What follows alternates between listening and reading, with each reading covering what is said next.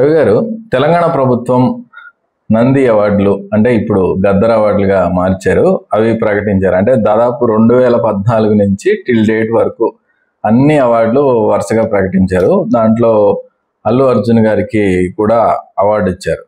And రాజు గారు అంటే దిల్ రాజు గారు ఎఫ్డిసి చైర్మన్ గా ఉన్నారు. ఆయన లెడ్ చేసి అన్ని ఒకసారిగా ప్రకటించినట్టున్నారు.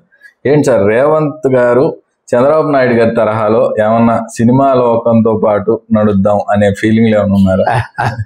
నిజమే, ఆ ప్రశ్న వస్తుంది. ఎందుకంటే గతంలో జగన్మోహన్ రెడ్డి ముఖ్యమంత్రిగా ఉన్నప్పుడు వీళ్ళతో సత్సంబంధాలు లేవని చాలా జరిగింది.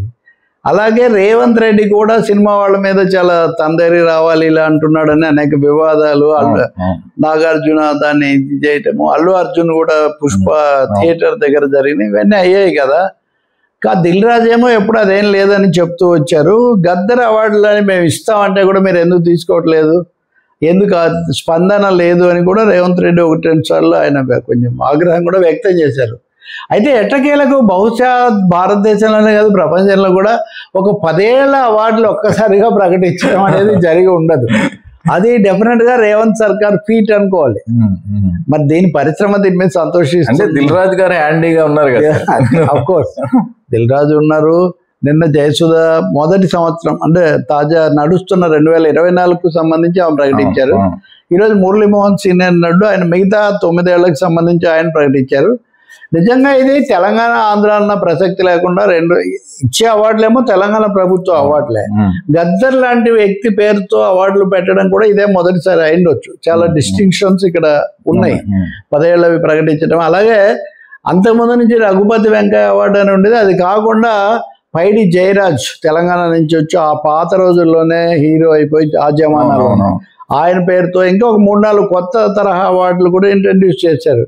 సో చాలా విస్తృతమైన విందు భోజనం స్థాయిలోనే ఈ అవార్డుల ప్రకటన అనేది జరిగింది.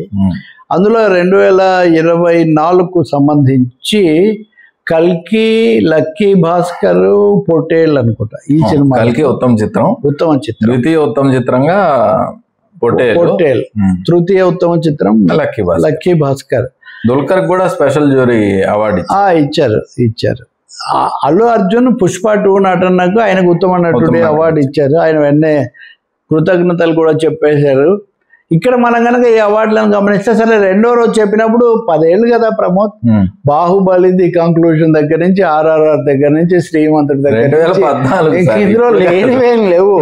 చాలా మంది all things for all people అన్నట్టుగా చాలా ప్లాన్డ్ గా విస్తృతంగా ఇచ్చారు. అందులో కూడా వాళ్ళ రాజకీయ, సామాజిక, వ్యక్తిగత నేపథ్యాలు కూడా చూసినట్టున్నారు. ఎందుకంటే కాషాయ చిత్రాలను పేరు పొందినవి కూడా కొన్ని ఈ క్రమంలో తప్పకుండా ఇప్పుడు కార్తికేయ 2 కానీ ఇప్పుడు కల్కి కూడా ఆ మాట కల్కి రజాకార్ కూడా వాడిచ్చారు. సో ఈ విధంగా ఒక ఆలోచనాత్మకంగానే ఇచ్చినట్టు కనిపిస్తుంది. సరే వీటి మీద కొన్ని విమర్శలు కూడా వచ్చాయి. ఏమొచ్చినా కానీ ముఖ్యంగా మీరు అన్నట్టు గమనించాల్సింది సినిమా పరిశ్రమకు రేవంత్ ప్రభుత్వానికి మధ్యలో ఏదో బిగుసుకుపోయింది, కొంచెం బాగాలేదు అంటున్నప్పుడు దాన్ని బ్రేక్ చేసేయటము. అలాగే చాలా అందరూ నంది అవార్డులు వచ్చాయని ఎప్పటి నుంచో పరిశ్రమలో సంతోషంగా చెప్పుకునేది లేకపోవటం. దానికి గద్దరు ప్రజాగాయకుడు ఎంత లేదని ఆయన పేరు పెట్టారు, పరిశ్రమ కూడా ఒప్పుకుని పాల్గొంది. అది కూడా చాలా సంతోషకరమైనటువంటి సందర్భమే. ఇతర సాంకేతిక నిపుణులకు కూడా ఇచ్చారు. అయితే మిగతా 10 ఏళ్ల పేర్లు మటుకు చెప్పలేదు. అవి ఇస్తారా లేకపోతే ఈ ఇయర్ వరకు ఇచ్చి మిగతావి సర్దుకుంటారా మనకు తెలియదు. కానీ ఒక విధంగా తెలుగు వాళ్ళు, తెలుగు సినిమా కళాభిమానులు అందరూ కూడా సంతోషించే విషయం. అల్లు అర్జున్కు సంబంధించి మటుకు ఆ సినిమా ఫంక్షన్ కూడా చేసుకోలేదు. అప్పుడు అక్కడ జరిగిన ఘటన, మహిళ మృతి, ఆ అబ్బాయి కూడా దెబ్బతింటాం. దీనివల్ల ఈ మధ్య కోలుకున్నా చాలా ఘర్షణ, స్ట్రగుల్ ఉంటుంది. కాబట్టి అల్లు అర్జున్ కూడా అందుకే సంతోషపడడంలో పూర్తి అర్థం ఉంది. చాలా మందికి కూడా ఇదేదో సినిమా దిగ్గానే జరిగినట్టుగా ఈ పరిణామాలన్నీ ఇంత వేగంగా జరిగి ఇది పూర్తి చేసి దిల్ రాజు కూడా ప్రకటించేశారు జూలై 14న ఇది ఉంటుంది హైటెక్స్ లో. అందరూ ఆ వివరాలు మళ్ళీ చెప్తామని. కాబట్టి one of the biggest events in Telugu. Award తీసుకునే వాళ్ళు వస్తేనే ఆలంతా నిండిపోయారు. దాదాపు అంతే. ఆ సినిమాలకు సంబంధించిన బృందం, టీం, క్రూ వస్తే కూడా అయిపోతుంది. కానీ కదలిక అనేది ఎక్కడో చోట రావడం చాలా మంచిది.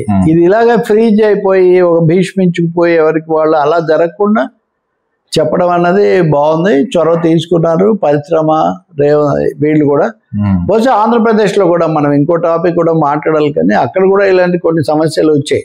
అప్పుడు వాళ్ళని అన్నారని వీళ్ళని అన్నారని. ఇక్కడ పరిశ్రమ ప్రభుత్వం సహకారము ఆదేశాలు లేకుండా వాళ్ళేం నడవలేరు. కాబట్టి వాళ్ళు వచ్చారా లేదా ప్రతి చిన్నదాన్ని రాజకీయాల్లో లాగే సినిమాలకు కూడా ఏదో 100కి 100 రూపాయలు పెట్టి చూడడం మటుకు అది కుదరదు. ఇంకోటి అర్థమయ్యేది ఏంటంటే 2 రాష్ట్రాలు అయినప్పటికీ తెలుగు వాళ్ళకి సంబంధించిన కళలు, సాహిత్యము, మీడియా తెలుగు అన్నది అది కొనసాగుతూనే ఉంది. దాన్ని ఎవరు ఏమీ ఆ విధమైన ప్రాతినిధ్యం స్వభావం రెండుగా వెలుగు జాతి రెండుగా వెలుగుతుంది అనేది దీంతో అర్థమవుతుంది. రైట్ రవి.